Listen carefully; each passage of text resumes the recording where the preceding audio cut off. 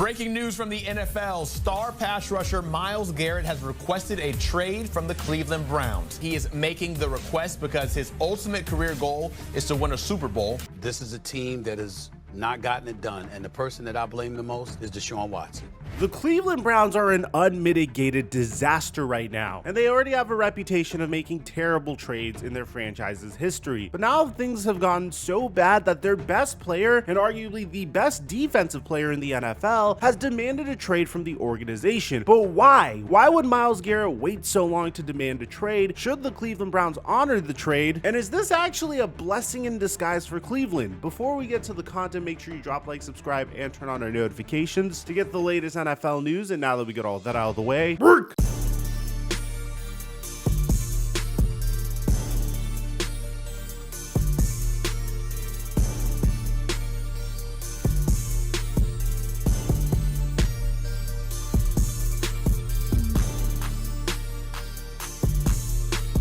Ever since I've gotten this sponsorship, I've been trying to figure out a way to game the system so I can earn my subscribers money, and I finally did it this past week. And if you don't believe me, I'm going to show you all the messages I've been receiving over the past few days as a result of all the people making money with my picks. I have a model that has exponentially increased our hit rate, and if you don't believe me, just look at my DMs. I mean, people have been blowing up my DMs with all the money they've been making. We made thousands of dollars on PrizePicks this past week, and they're giving us one more free square for the Super Bowl. All Patrick Mahomes needs is one passing yard. I'm gonna post my play on my Instagram story at the Flight Mike or Snapchat Flight Mike Snap once the game gets closer. But use my promo code Mikerophone when you sign up for PrizePicks to get $50 when you make a play of $5 or more. And let's make some money off of this big game.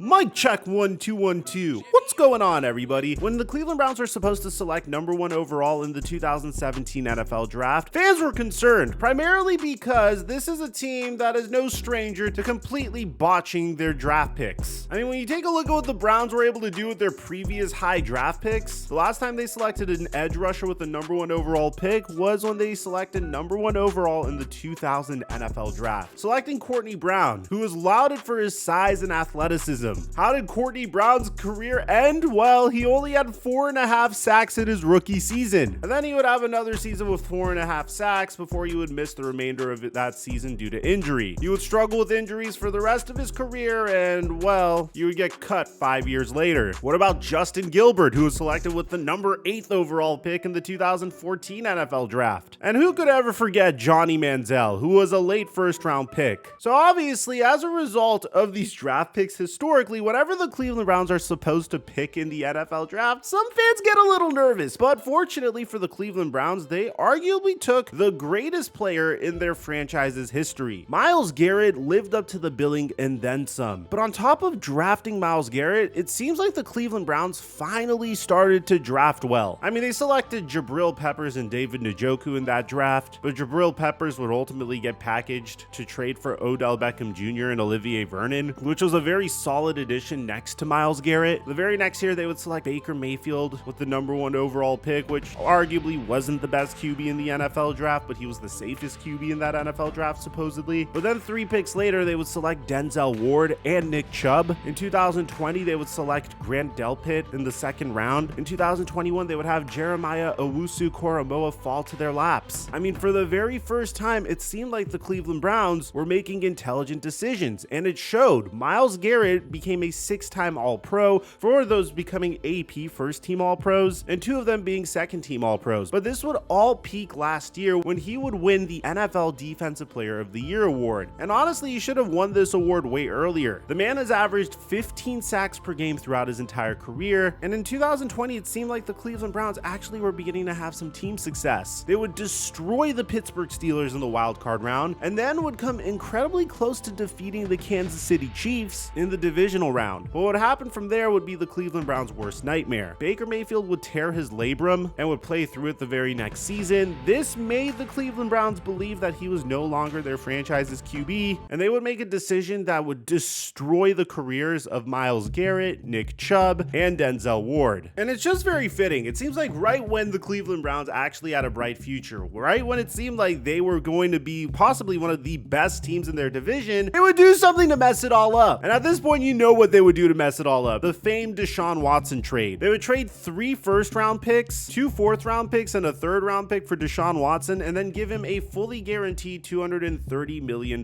deal. And when you just take context into consideration, you really realize how crazy this trade is. The Cleveland Browns were doing a great job in the NFL draft, and then shortly after just gave up multiple picks for a player that would easily become the worst starting QB in the NFL, and statistically the worst starting QB in Cleveland Browns history. And that's saying something when you take a look at the history of the Cleveland Browns QBs. This one trade made the Cleveland Browns go from a potential Super Bowl contender to a team that had absolutely no chance of winning the Super Bowl, and with huge questions at the quarterback position. As you guys know, in regards to Deshaun Watson, he currently re-tore his Achilles. The Cleveland Browns are desperately trying to get out of that. They think it's because he refused to wear a walking boot, but no matter what, Deshaun Watson's under contract for the entire next season. His cap hit still counts against the Cleveland Browns, and you cannot win a Super Bowl when you're playing a player generational sums of money, which in the case of Deshaun Watson is $72.9 million, just to sit on the bench or be the worst quarterback in the NFL. The Cleveland Browns got themselves into this mess, and to move on from Watson, they'd have to release him and incur a $173 million dead cap hit. And even then, it's impossible to contend once you're paying someone that sum of money to not play football. If you take a look at the best teams in the NFL, they all are succeeding because of intelligent salary cap management. Whether it's the Kansas City Chiefs and having Patrick Mahomes on the 13th highest paid contract for quarterbacks in the NFL, or the Philadelphia Eagles, who were able to extend Jalen Hurts, AJ Brown, and Devontae Smith so early that they were able to sign Saquon Barkley. You don't win a Super Bowl just by having talent. You win a Super Bowl by not overpaying for talent. And in the case of the Cleveland Browns, they overpaid for talent that isn't even playing for them, can't play for them for the next season, and when he does play for them, he's a shell of his former self. Now, this puts the Cleveland Browns in a very tough spot, and this is something that I think they should have considered originally before the trade demand was made. Myles Garrett is currently 29 years old, and he has not missed a beat. So there was a question of whether or not the Cleveland Browns should trade Myles Garrett, and originally their general manager said no, but it seems like Myles Garrett understands his market and has really pushed his general manager to reconsider. So according to Ian Rappaport, and Adam Schefter also confirms this, Myles Garrett has posted this statement: "As a kid dreaming of the NFL, all I focused on was the ultimate goal of winning a Super Bowl. And that goal fuels me today more than ever. My love for the community of Northeast Ohio and the incredible fan base of the Cleveland Browns has made this one of the toughest decisions of my life. These past 8 years have shaped me into the man that I am today. While I've loved calling this city my home, my desire to win and compete on the biggest stages won't allow me to be complacent. The goal was never to go from Cleveland to Canton. It has always been to compete and win a Super Bowl. With that in mind, I have requested to be traded from the Cleveland Browns." I cannot blame this man for requesting such a trade, honestly. When you take a look at what the Cleveland Browns have done throughout his career, I mean, they were doing a great job until the Deshaun Watson trade. They probably hired their best coach in franchise history as well, since they moved back to Cleveland. Now, apparently their brilliant general manager, Andrew Berry, immediately said that they won't entertain offers for Myles Garrett. Now, the question is, what could the Cleveland Browns get for Myles Garrett? And according to Adam Schefter, the best comparison you could use here is when a 27-year-old Khalil Mack was traded from Oakland to Chicago. The Bears gave up 2 first-round picks, a third-round pick, and a 6th-round pick for Mack, a 2nd-round pick, and a conditional 5th-round pick. Now, here's the difference between Khalil Mack and Myles Garrett. Khalil Mack played in Oakland for 4 seasons before getting traded. Myles Garrett played in Cleveland for 8 seasons. Now, Myles Garrett is also 2 years older than Khalil Mack was at the time, but if you just take a look at their body of work, it was relatively the same, with Khalil Mack even having a Defensive Player of the Year award, multiple All-Pro seasons, and then slightly regressing from 15 and 11 sacks to 10.5 sacks in his final season in Oakland. The return that the Raiders got was incredible, but obviously they would end up burning those first-round picks anyway. So in the case of the Cleveland Browns, there's a question of whether or not they should trade Myles Garrett, and the answer is very simple: absolutely. I mean, at this point, man, Nick Chubb's knees are shot.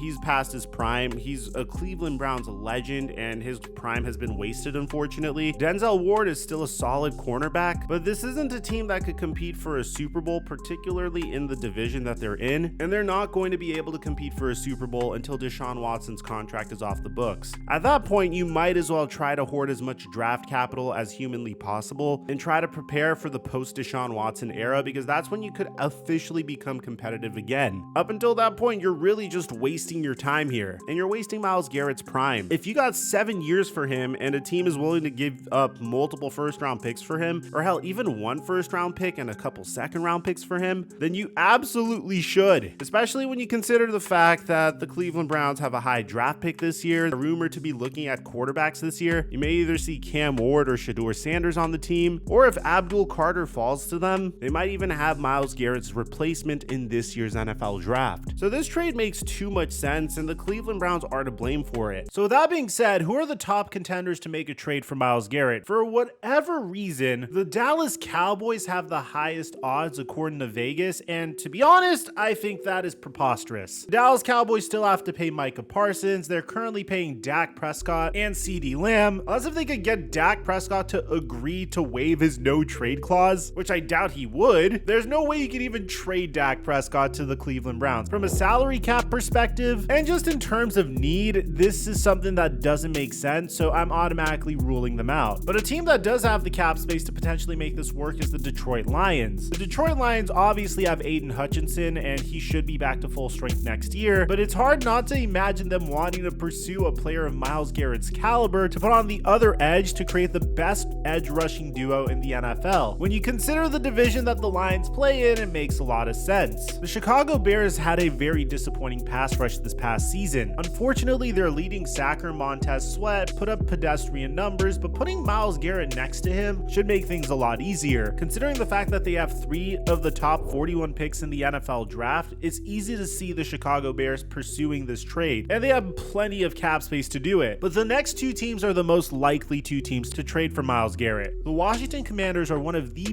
best up-and-coming teams in the NFL. They have an offensive mastermind as their offensive coordinator in Cliff Kingsbury. Jaden Daniels didn't need much weapons on offense in order to take the Commanders to the NFC Championship, and Dan Quinn has proven to be a defensive mastermind. The Washington Commanders already have a pretty solid defensive line with Jonathan Allen and Daron Payne. Dante Fowler just had 10.5 sacks with this team, but he's going to be a free agent this upcoming summer. On top of that, he's going to be 31 years old, so there's a question of whether or not the Commanders will want to bring him back, because he's probably going to be asking for a huge payday. So why wouldn't the Washington Commanders try to trade for Myles Garrett? You certainly could afford him. Could you imagine Daron Payne, Jonathan Allen, Myles Garrett all rushing the quarterback, and at the same time you have to be worried about your wide receivers being defended by Marshawn Lattimore? The Commanders have the most cap space in the NFL. They have a quarterback on a rookie scale contract, and they're a destination considering the fact that they just made it to the NFC Championship. But if that doesn't happen, then the team with the most cap space in the NFL could potentially make a run at Myles Garrett. The New England Patriots are coming off of a 4-13 season. Mike Vrabel is their brand new head coach, and Vrabel spent the last year with the Cleveland Browns as a consultant. He has a good idea of how freaking good Myles Garrett is. The Patriots do have the number 4 overall pick in this year's NFL draft. They have more than $100 million in cap space. They could give Myles Garrett a lucrative extension, but at the same time, they play in a very competitive division, and they are arguably the worst team in that division, and there's a lot of ground to make up to become a contender. Now, with Drake May under center, a significant amount of cap space, a brand new head coach, and if they're able to potentially get a wide receiver one in free agency and improve their offensive line, then who knows what could happen. But my top team that could potentially get Myles Garrett will be none other than the Washington Commanders. Now, if you happen to have trade fever, we've been covering a lot of NBA trades on my Flight Mike basketball channel. Luka Doncic just got traded to the Los Angeles Lakers, and De'Aaron Fox got traded to the San Antonio Spurs. I'll leave a link to that in the end screen, and I'll meet you guys there. I'm your boy Mike, and I'm dropping our mic